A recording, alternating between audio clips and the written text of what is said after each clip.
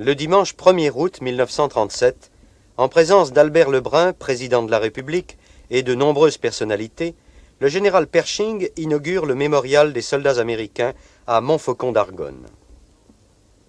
Devant l'immense colonne dorique portant une statue de la liberté, le maréchal Pétain prend ensuite la parole. Monsieur le Président de la République, Monsieur l'ambassadeur des États-Unis, Messieurs les ministres, Général Pershing, Mesdames, Messieurs, deux événements politiques importants survenus au printemps de 1917 ont influé profondément sur les événements militaires des années 17 et 18. On peut dire qu'ils ont changé la phase de la guerre. Le 16 mars 17, la France apprend avec stupeur qu'une révolution a éclaté en Russie et que le trône des tsars a été renversé. Les Alliés en retirent le sentiment, confus d'abord, plus précis par la suite, que l'aptitude combative de l'armée russe a perdu l'essentiel de sa force et que si elle continue à s'abandonner, si elle cesse de fixer sur le théâtre oriental les forces allemandes, c'est l'écrasement total de la Roumanie qui peut être suivi à brève échéance d'une concentration de forces redoutable sur le théâtre occidental. Le second événement, dont la nouvelle se répand dans les armées le 6 avril 1917, est l'intervention de l'Amérique aux côtés de l'Entente. Un grand peuple prend les armes et met sur le plateau de la balance son énorme influence politique et toutes ses forces militaires et économiques. L'effet moral de cette nouvelle est immense. C'est un puissant réconfort dans les heures difficiles que traverse l'Entente. Ainsi, l'Entente, perdant le secours de la Russie, gagne l'aide des Américains.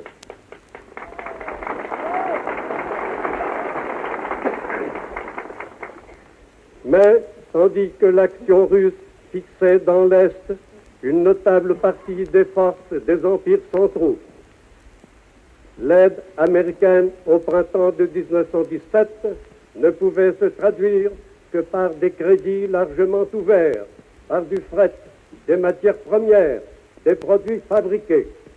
Au point de vue militaire, elle ne pouvait rien encore. Il ne suffit pas de frapper le sol du pied pour en faire sortir des légions, recruter des hommes, les armer, les instruire, les approvisionner, les transporter sur le continent est une œuvre gigantesque qui réclame des moyens puissants, de la méthode et du temps. De longs délais devaient s'écouler avant que les soldats américains puissent faire leur apparition sur les champs de bataille de France. Le bilan pouvait paraître même défavorable à l'entente, et la situation au printemps de 1917 était peu rassurante. Après les espoirs grandioses qu'une offensive malheureuse avait déçus, l'armée française avait prêté l'oreille à la voix de ceux qui, doutant de la victoire, lui conseillaient de s'abandonner au découragement. Dans un terrain montagneux, l'armée italienne s'acharnait sur l'Isonzo à la conquête d'objectifs presque inaccessibles.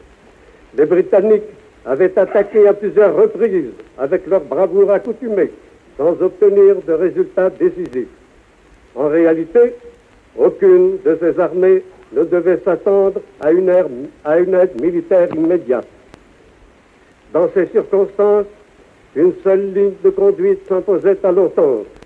Devant l'énorme supériorité des forces des empires centraux, il lui fallait temporiser et limiter son action à contrecarrer les desseins de l'ennemi, jusqu'au moment où l'arrivée des armées américaines, changeant le rapport des forces au profit des Alliés, eût permis à ceux-ci de passer à l'offensive. Il était à prévoir que les empires centraux, au contraire, mettraient à profit la défection russe pour concentrer leurs forces sur le théâtre occidental, en vue d'écraser les armées franco-britanniques avant l'arrivée des Américains. Les délais fournis par l'automne et par l'hiver de 1917 ne sont pas perdus par les Américains. Certains avaient jugé que leur préparation serait longue et leur intervention tardive. Ils avaient sous-estimé l'énergie, l'esprit d'entreprise et les immenses ressources de ce grand peuple, prêt à tous les enthousiasmes, fort de sa jeunesse et de sa foi. Ils n'avaient pas pensé que le général Pershing, nommé au commandement en chef de l'armée américaine, saurait mener si vite et de façon si parfaite une œuvre très complexe.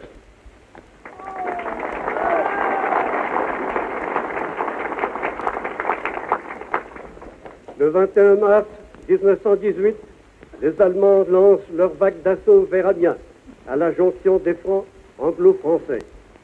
À la violence des coups, à l'efficacité des procédés d'attaque mis au point à la fin de 17, l'entente reconnaît la volonté de l'adversaire d'en finir au plus vite. Mais la situation a changé.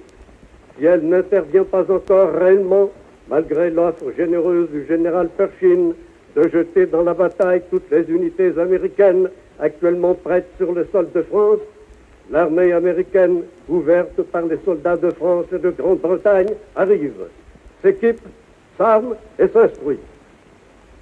Invisible sur le front, elle est présente cependant, et sa présence agit par la confiance qu'elle inspire aux Alliés.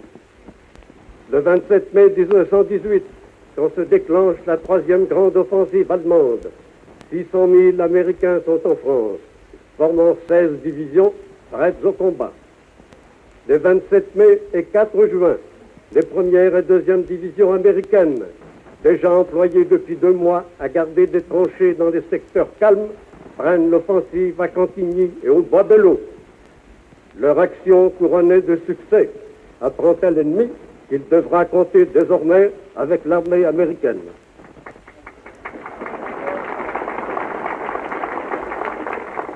Le mois de juin est en général favorable aux soldats de l'entente, et en particulier aux Italiens, qui par un redressement vigoureux réussissent à rejeter l'ennemi au-delà du Piave.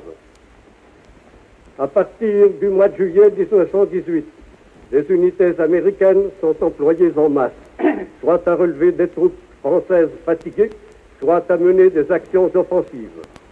C'est ainsi que la première armée américaine est constituée dans le secteur de la Voile, où la bataille devrait être conduite désormais par le commandement américain. Le 12 septembre, cette armée remporte sa première grande victoire. Les premiers 4e et 5e corps américains, sous les ordres des généraux Liggett, Dickman, Cameron, enlèvent de haute lutte le saillant de Saint-Miel, capturent 16 000 prisonniers, près de 500 canons, et dégagent une de nos plus importantes voies de communication. Le rapport des forces est maintenant en faveur des Alliés. Leurs effectifs croissent sans cesse, tandis que l'ennemi ne peut plus réparer les brèches dans les rangs de son infanterie. L'heure de la temporisation est passée, celle de l'offensive d'ensemble a sonné. Le 26 septembre, les armées alliées donnent l'assaut. Entre Argonne et Meuse, l'armée américaine, forte de 15 divisions, attaque les premières positions ennemies. Elle se heurte à des organisations défensives commencées en 1914, sans cesse améliorées depuis 4 ans, et que les Allemands défendront pied à pied. Pour eux, la possession du terrain entre Argonne et Meuse est d'une importance vitale, car tout recul dans cette zone qui rendrait impossible l'utilisation de la voie de ravitaillement aboutirait à une catastrophe.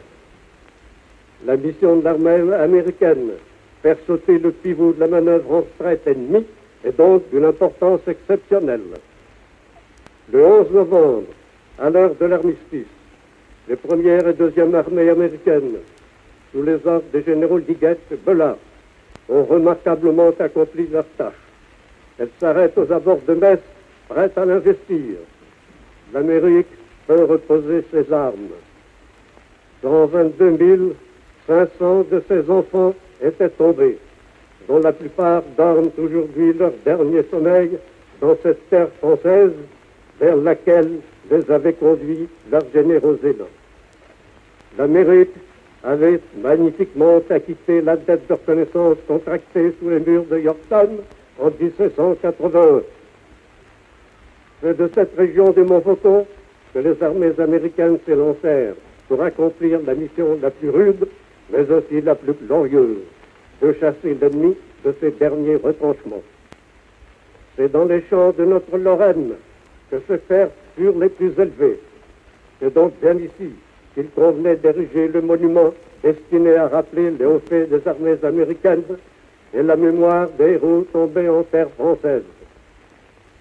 Devant ce monument du souvenir, près du cimetière qui contient le plus grand nombre de leurs tombes, en ma qualité d'ancien chef de l'armée française, j'adresse aux anciens combattants américains le plus haut témoignage de la reconnaissance et de l'admiration des anciens combattants français.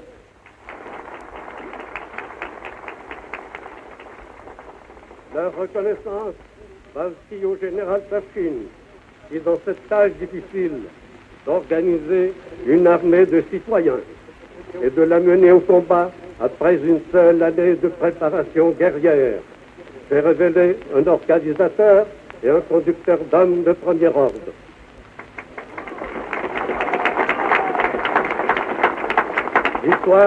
L'histoire de France a déjà enregistré le geste accompli par lui le 26 mars 18, à l'un des moments les plus tragiques de la guerre. Puis l'amitié franco-américaine, scellée en 1781 et dans 1918 sur les champs de bataille de Virginie et de Lorraine, s'affirmait toujours davantage pour le plus grand bien de la paix.